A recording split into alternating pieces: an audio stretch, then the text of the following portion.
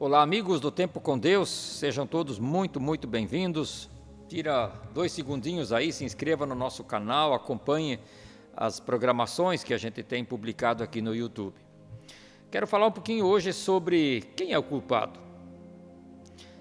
Retomando, inclusive, assim, uma fração de segundos, o que nós já falamos na semana passada, quando mencionei a tragédia lá no oeste catarinense.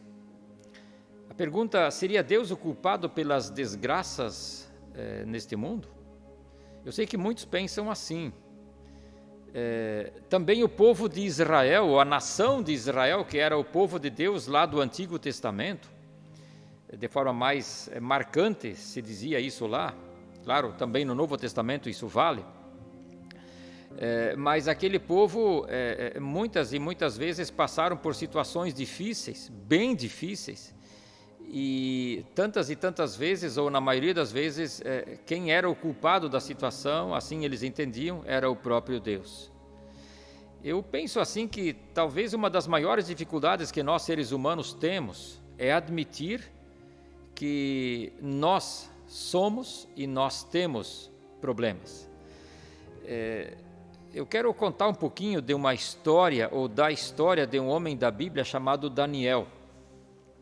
O Daniel viveu assim cerca de 500 e alguns anos antes do Senhor Jesus.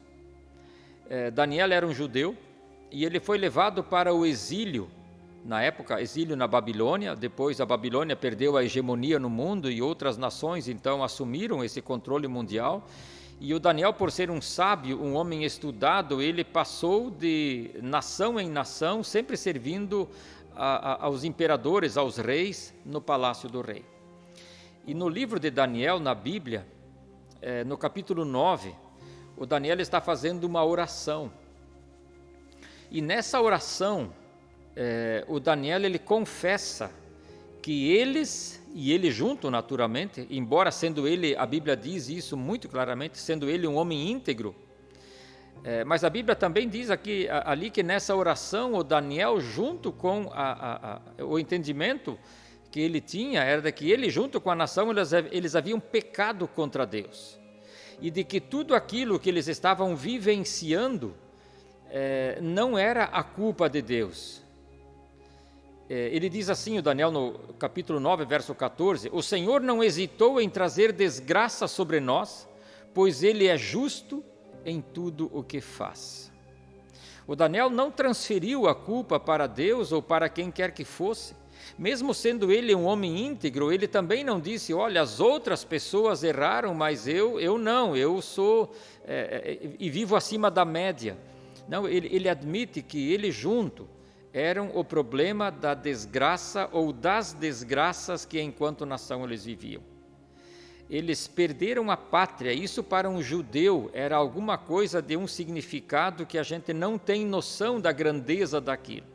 Eles perderam a pátria, perderam o seu local de culto, o templo, perderam o seu idioma, perderam as suas tradições, tendo que ir morar numa outra nação.